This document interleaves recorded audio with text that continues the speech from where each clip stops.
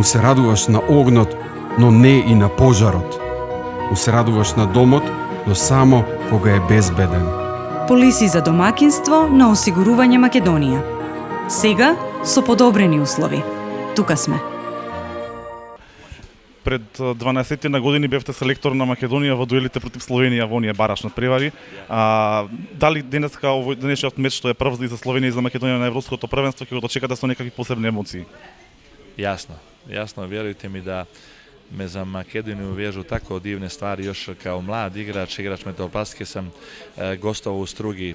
Struga je uvijek pozdravljala Metaloplastiku, nekako ih prihvatala kao, imam veliki broj prijatelja u Strugi. Poslije sam bio vojnik u Kičevu, veliki broj prijatelja. Pa sam bio trener Vardara, moji komiti, ljudi, Debar Mala, tamo gdje sam živio, gdje sam se hranio. Toliko divnih stvari, toliko igrača, evo vidite po hotelu kakav odnos imam sa njima. A šta da vam kažem, posao sportskog trenera, nama su uvek koferi spakovani, uvek smo spremni da idemo negde. Ja sam sada u Sloveniji, ali mi je Makedonija u srcu. I kada su birane grupe, odnosno izvlačeni parovi, i jedino što sam želeo, to je da ne izvučem neke balkanske. I eto, meni se baš pogodilo da izvučem Crnu Goru i Makedoniju. I siguran sam da puno ljudi u Makedoniji, a i naravno ogroman broj ljudi u Crnoj Gori će razumeti da moje emocije, moje srce je jedna stvar, a moj profesionalni odnos prema ovom poslu je sasvim druga stvar.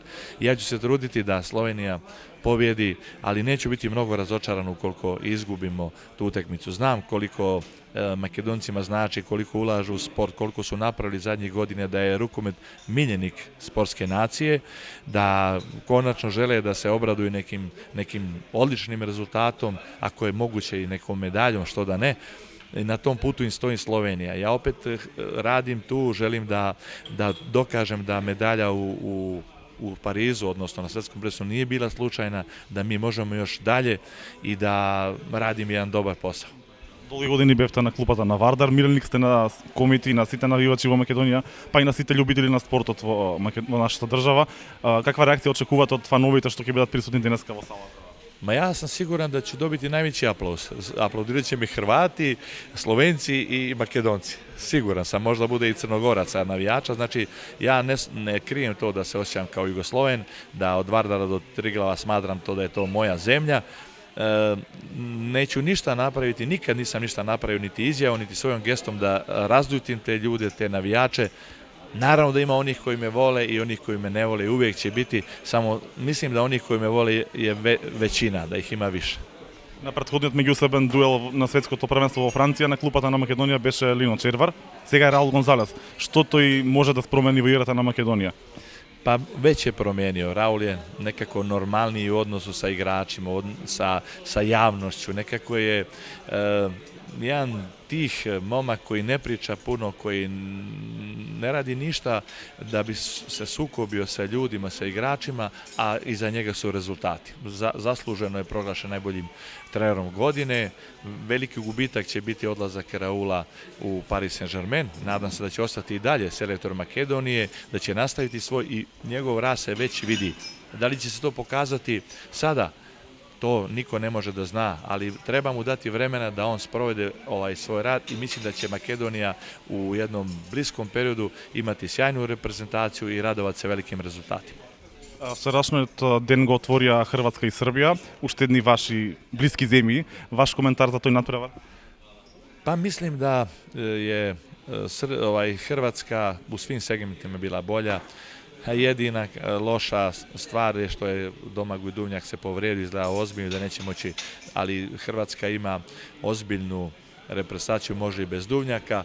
Najvažnije je i to da je prošlo bez incidenata, da ta tenzija koja se digla oko te utakmice, da se mesecima pisalo samo o toj utakmici, da je prošlo, da su i jedne i druge ekipe psihološki sada opuštene i da će moći da nastave takmičenje kako treba, ali logično i svi smo to predviđali da će Hrvatska ubedljivo pobjedi, tako je ispalo.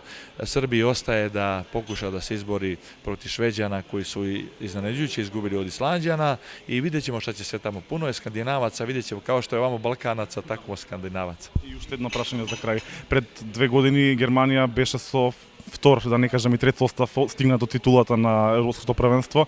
Словенија сега е во некоја слична ситуација, остана без Доленец, без Габер.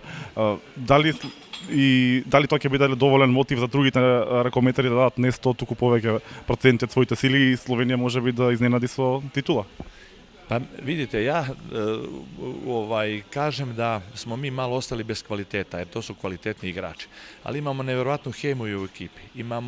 Ja idem tom logikom da li nas je 6 ili 16, srce na parke do zadnje kapi krvi pa dokle izdržimo. Imamo mi dobru kvalitetnu reprezentaciju, imamo mi dobre izmjene. Naravno da će nam nedostajati ti igrači. Ali mi nikome ne pretimo, nismo mi ekipa kome nekom može da preti, kažem pobjedit ćemo, ali se isto tako od nikog ne plašimo. Igraćemo svoju igru, neka moji rukometaši odigraju najbolje kako mogu, pa ćemo vidjeti koliko je dovoljno to. Hvala.